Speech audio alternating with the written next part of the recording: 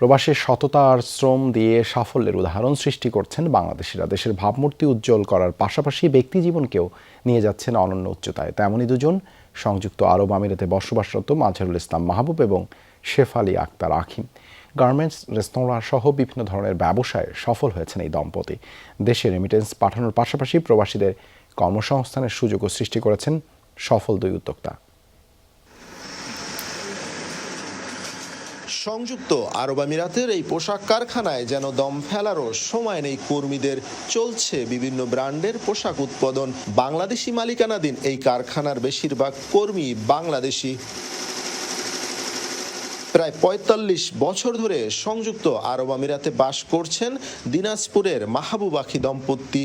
ক্ষুদ্র গার্মেন্টস ব্যবসা দিয়ে শুরু করলেও গেল ৪০ বছরে রেস্তোরাঁ সহ ৯টি প্রতিষ্ঠান গড়ে তুলেছেন মাজহারুল ইসলাম মাহবুব এবং শেফালি আক্তার আখি। আমার এখানে বর্তমানে শারজা, আজমান, দুবাই মিলে মোট ৯টা লাইসেন্স আছে।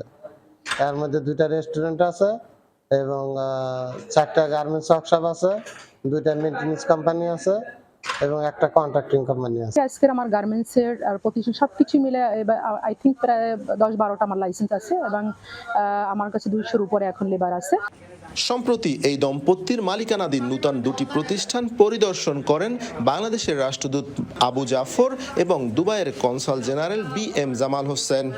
মিসেস শেফালি আক্তার এবং মাজহারুল ইসলাম মাহবুব সাহেব তাদের অক্লান্ত পরিশ্রমে হাঁটি হাঁটি পা করে কিন্তু আজকে এই জায়গায় উপস্থিত হয়েছে। পরিশ্রমের সকল সৌভাগ্যের প্রস্তুতি।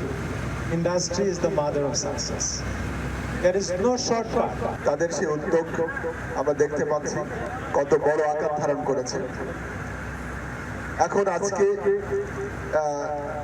আবার নতুন করে যে যাত্রা শুরু হলো, আমি আশা করি যে এটিও ভবিষ্যতে তাদের এই উদ্যোগ বা এই প্রতিষ্ঠান আরো অনেক বড় হবে। ভিসা জটিলতার দূরত্ব সমাধান হলে আরও বাংলাদেশিদের কর্মসংস্থান সম্ভব বলে জানান এই দুই উদ্যোক্তা।